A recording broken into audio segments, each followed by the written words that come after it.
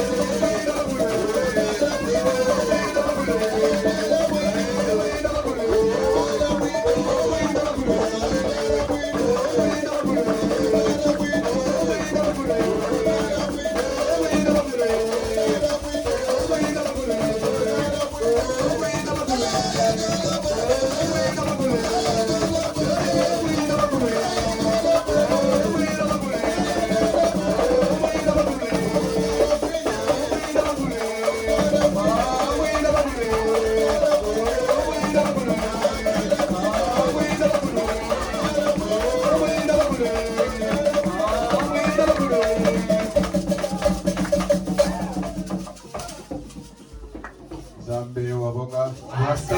Zambe wabonga. Rasta. Leta matondo mingi na ina beno mekotisa ba. Ben fofu zabaka di bundu ya beno. Zambe wabonga. Zabaka. Zambe wabonga. Rasta. Hawa tunena kota meno na mambo ya betu. Diambo mosi pa ina gena 1500 kon 1000 francs de nos sumba vin rouge. Ben kuzabaka c'est pas nyonso ke kapika na papa. Makasu zenga yao. Miyai ina kuiza salave si beno mepesa ba ove ya kudia. Ba osike diaka. Ngebu bielenge na sambilaka. Erkeke sa keke pena ngolo keke lendo. Zamba bonga. Rasta. So watanga mia. Yego wanga keke kwena baye kaka. Et tu te dis que ah ça tout vraiment mon kelento kuni. Mochindo bao. C'est un peuple comme nous, pas aussi que na makapu ya bao. Go to Mosi, go to Zole, go to Tap. Pas que nous abao pakebe. Go to Mosi, go to Tap, go to Iya. Et que voilà déjà la Tamija. Zambo wabonga. Rasta. Wadika sutele. Kubamane. Leta. Tu lebagane. Atu. Zambi wabonga. Rasta. Zambi wabonga. Wase. Zambi wabonga. Wase. Zambi wabonga. Rasta. Temi ya beto kele mvulusi ya Kongo inani. Mvulusi a Kongo inani.